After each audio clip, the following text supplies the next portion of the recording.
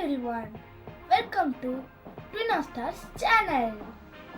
இந்த வீடியோல நான் உங்க எல்லாத்துக்கும் ஒரு மாரல் ஸ்டோரி சொல்ல போறேன். இந்த ஸ்டோரி எதை பேஸ் பண்ணியிருக்குன்னா திருக்குறள் தான் பேஸ் பண்ணியிருக்கு.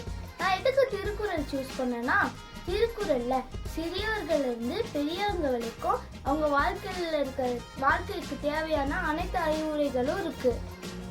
திருக்குறளை நம்ம ஃபாலோ பண்றதுனால நம்ம வாழ்க்கையில முன்னேறவும் ஜெயிக்கவும் முடியும். ஓகே, திருக்குறள்ல நம்ம டைரக்டா யாருக்கிட்டயா சொல்லும் போது அவங்க கேட்பாங்களா? இல்ல, அவங்க அதை ஸ்கிப் பண்ணிட்டு போயிடுவாங்க.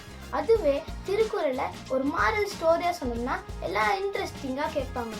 இன்ட்ரெஸ்டிங்கா கேட்கறது இல்லாம அவங்க அதுல இருந்து ஒரு மாரலையும் பிளஸ் அதுல இருக்க நல்ல விஷயங்களையும் அவங்க கத்துப்பாங்க. வாங்க இன்னைக்கு முதல் திருக்குறளுக்குள்ள போகலாம். அகர முதலே எழுத்தெல்லாம் ஆதி பகவன் முதற்றே உலகு. பொருள்: எப்படி எழுத்துகளுக்கு ஆ முதன்மையான எழுத்தா இருக்கோ அதே மாதிரியே இந்த உலகத்துக்கு முதன்மையானவர் ஆதி பகவன். வாங்க ஃப்ரெண்ட்ஸ், இந்த குறளுக்கான ஸ்டோரியை கேட்போம். ஒரு நாள் எழுத்துக்கள் எல்லாம் சண்டை போட்டுக்கிட்டு இருந்துச்சான். அப்போ கா என்ன சொல்லுச்சுன்னா, நான் தான் பெரியவன் அப்படின்னு சொல்லிச்சான்.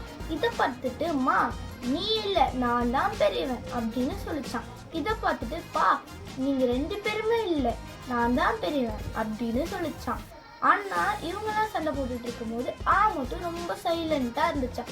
அப்போ இதை பார்த்த மற்ற எழுத்துக்கள் எல்லாம் ஆ கிட்ட போய், நீ ஏன் சைலண்டா இருக்க, நீ இந்த மாதிரி எதுவும் சொல்ல மாட்டேங்க அப்படின்னு கேட்டுச்சான்.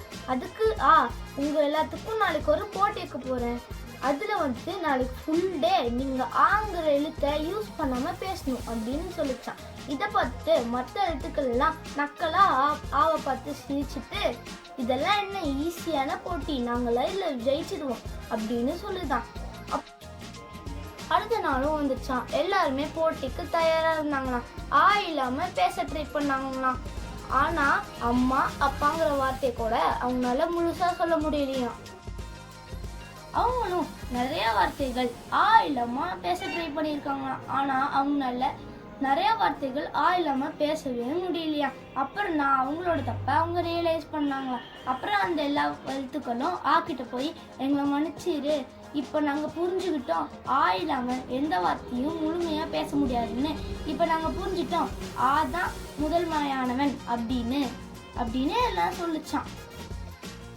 இந்த ஸ்டோரியில இருந்து நம்ம என்ன கத்துக்கிட்டோம்னா, எந்த ஒரு முதன்மையான விஷயத்தையும் நம்ம மறக்கக்கூடாது, அப்புறம் கேலி செய்யக்கூடாது, அப்புறம் எனக்கு தான் எல்லாம் தெரியும், நான் தான் பெரியவன் அப்படின்னு சொல்லிட்டு பெருமை பேசக்கூடாது.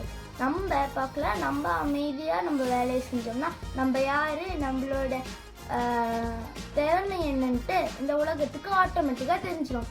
நன்றி.